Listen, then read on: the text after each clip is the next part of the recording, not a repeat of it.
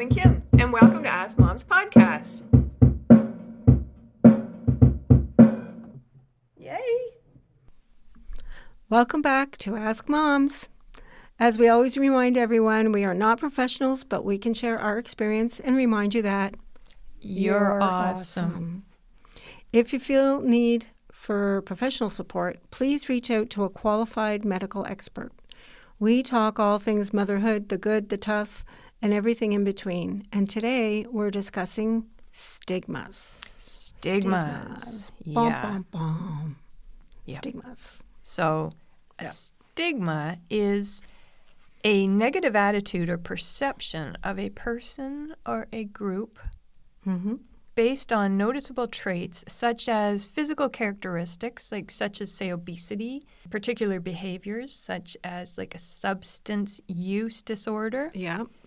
disabilities such as wheelchair users. Someone gets in trouble with the law, Yeah. you know. Yeah, or mental illness. So anyway, how social stigma works, labeling. A difference is identified and labeled, often leading to negative stereotypes. Right? Why this is wrong. Who's the gentleman that's in a wheelchair that communicates through his laptop? There's a movie about him. Are you thinking of Stephen Hawking, the physicist? Yeah, Look at him.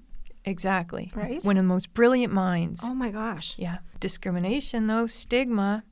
How many places was he unable to access, right? Through just public spaces, workplaces, transportation systems? They are addressing that. Yes. And other medical stigmas surrounding mental health. Holy smokes. Yeah. Including self-stigma. So we talked a Yes. little bit about that, meaning, I can't do this because whatever, so they've already categorized themselves. Please don't do that. No, don't do that. Yeah, so some people would tease me if they knew about my symptoms. So they've already they call it perceived stigma. So they already anticipate they're going to get teased. Yeah. So they're giving themselves a stigma. Does that make sense to you? Yeah. Oh, I know. I can see how you do that to yourself, though. Yeah. Oh, I can too. I think but- we all do. Yeah. We got to grow through that stuff. Yes, we do. And my symptoms make me feel less attractive. So that's kind of internalized stigma. Feel disgusting because of my symptoms. Oh. Again, internalized stigma. And I'm a burden to other because of my symptoms. So it's all Yikes. internalizing, you know. I bet you half the people they were related to or that loved them knew they were thinking that way. They could help them not feel that way. Yeah. But if you keep it on the inside, Yeah. nobody knows. But you kind of get it. Yeah. So if we think of others and for them to help themselves, they can try self-reflection, evaluate your thoughts, kind of think, hey, pay attention to your internal dialogues. Do you have negative thoughts about certain groups, such as those with disabilities or mental health issues? This is how we can help ourselves stop stigmatizing people groups. Is stigmatizing a word? Yeah. Examine your reactions too. Pay attention to how you behave towards people who exhibit different behaviors or characteristics that are often stigmatized. Pay attention to how we do that. Do you feel discomfort, annoyance, or a desire to avoid them? Pay attention. Make you uncomfortable. Right. So my suggestion is listen to what they're saying and don't Yeah. pay attention to those things. Good You advice. know, like stay in the moment and just think about what they're saying Yes. and how you would feel if that was you. That's your dad's advice. And educate yourself too. Like learn about these different stigmatized groups. Good idea. Like Because you know where they're coming from, like the Yes. ticks or the, Yeah. people shaking or whatever. Yep. They can look it up and it Yes, could be a what simple is thing. this? Yeah. Yes. And then you understand and you can be compassionate and empathetic towards it. Yeah. It's like, Or once you understand it, it's not a question in your mind anymore. No. It's like, whatever. Yeah, exactly. Yeah, you just kind Nice. of wade through. I Also, like that, Kim. but educate yourself also about different groups too, even religious groups, different cultures, things like that we fear because we don't know. So let's learn. Have you been watching the show called Nobody Wants This? Yes.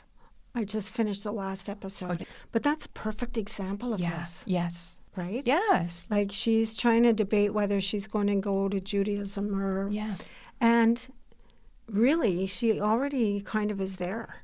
She's already participating and saying she's enjoying certain things. And So the stigma that she had was, what is it going to mean if I have to convert?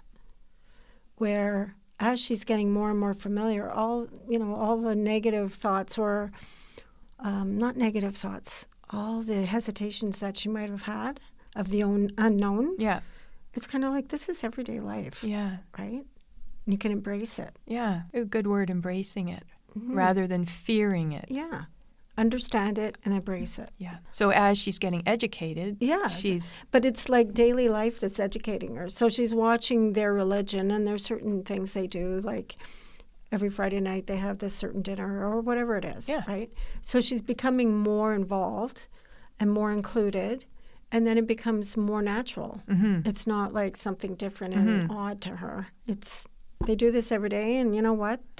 Nobody's running around naked on the lawn. Like, it's just normal. Yeah. Right? It's just normal get together, and it's their belief. Nothing to fear. Nothing to fear. Ooh, I like that. So that's good. And you can also challenge the different stereotypes, identify them, write down common stereotypes associated with that group that you're concerned about, and acknowledge that these, most of the time, are oversimplifications of that. Yeah. And counter the negative beliefs. So for each stereotype, find counter examples or positive stories that challenge those notions, right? So that's that fear again. But if you look and you find out, well, this group that you're afraid of because you don't understand them, they just raised a whole bunch of money to help people who just lost all their homes in a fire or something. Like, that's like, and all they're doing is practicing something to give themselves peace of mind or something. Yeah. Yeah. And then people embellish that into some kind of crazy tribal thing or something, Yeah. And like when we went to the powwow, I learned so much about Indigenous people, and it was lovely. Like the fire, and you can let go of negative energy, and right, with the different grasses and the cedar. Yeah. So even if you aren't part of that culture and you're not totally sold on the practices, it's all for positive results. Yes. It's nothing negative. Right. So, I'm sure there are groups that end up in prison that do have bad practices, but typically religions or whatever, they just have different beliefs. And the whole idea is to love each other. They just do it different ways through different practices. But don't fear it. Learn about it. Educate yourself. Lose the stigma. Yes. Right. Encourage dialogue with them, right? That just allows for a deeper understanding rather than you just assuming everything. Yeah. That's kind of ignorant. Yeah. That's really cool. I'm saying it's really cool because it's really not that hard, right? It's not like you have to go to 4 years university to figure it out. No. You just ask somebody or look into it yourself. Think outside the box. Yeah. If it's something you're like, I'm not sure about that. Yeah. Then look it up. But it starts with you. You've got to pay attention to yourself. And if it's something that you were brought up believing, just that's what you believe, just pay attention next time you're thinking something. Right. Catch yourself and think, wait a minute. Right. Because the people before you in all their innocence just believed what they were told for years and years. That was just a method of how things are done. Yeah. So we have to start stepping up and doing making our own decisions about, different groups and catch yourself. Catch yourself, exactly. Yeah, just take a second. Put yourself in their shoes. Here's your empathy. Yeah. How would you feel in their situation? Exactly. What challenges would you face, and how would you want to be treated? Right. Kind of seems well said. Yes. Kind of no-brainer, really. I know. That's what I mean, right? Yeah. It's not that hard. No. So you're cultivating kindness by doing all this too. Yeah. You just have to be open to the concept that if you were told for years and generations that this is a bad practice or they're out to do something or whatever the thought is, maybe it is. Yeah. Chances are you just don't understand kind of what's happening in the background. Absolutely. So if you pick up, Google or whatever, or even ask the person, just be respectful with curiosity, right? Yes. And find out. And you never know. It might be something that you think is so cool, like when we went to the powwow.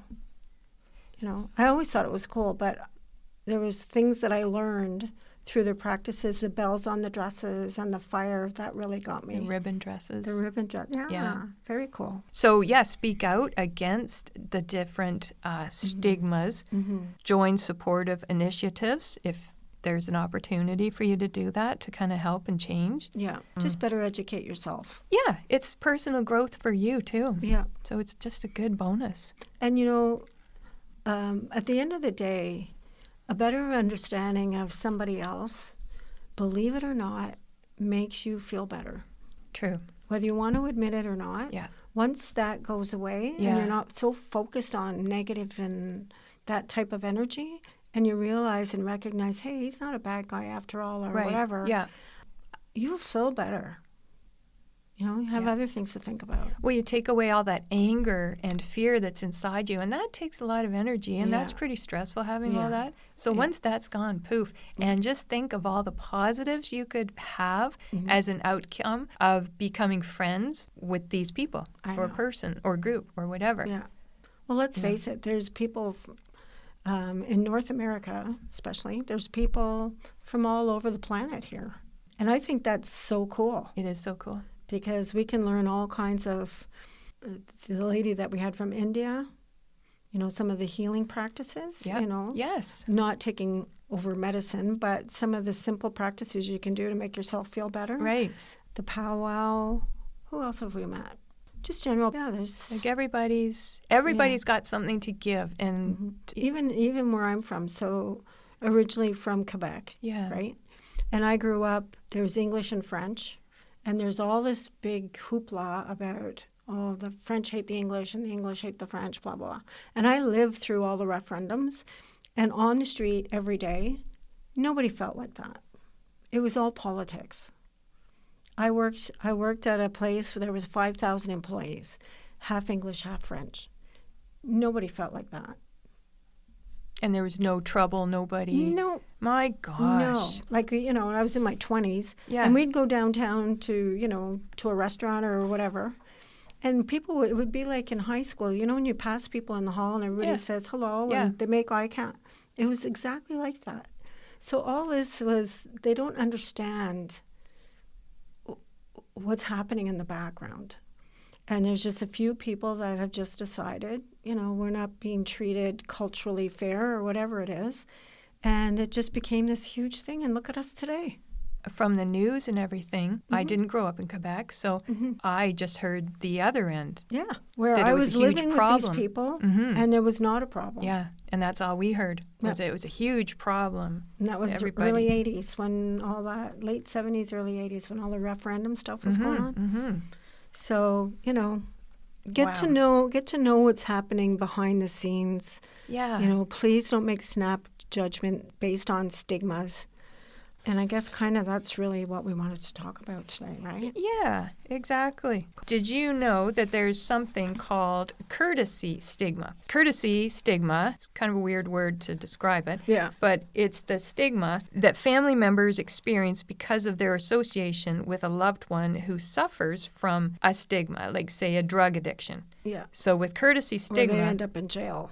So the whole family is painted with that brush. Right. So the negative perception of the drug addict extends to the family members of the addict. Which happens, Yes. So here, the stigma, so they don't only feel it themselves. Yeah. It actually happens. It's like, oh, look at them. They're the ones that so-and-so. Yeah. And that can lead to isolation and discomfort for the individuals who are completely innocent of anything. Nothing to do with anything. No, but they're just connected through family. Yeah. So that's not cool. No. So once again, educate yourself, learn about the experiences of stigmatized groups, and understand their challenges are not to be reflected upon their family members. It's got nothing to do with them. No. It's just association. Yes.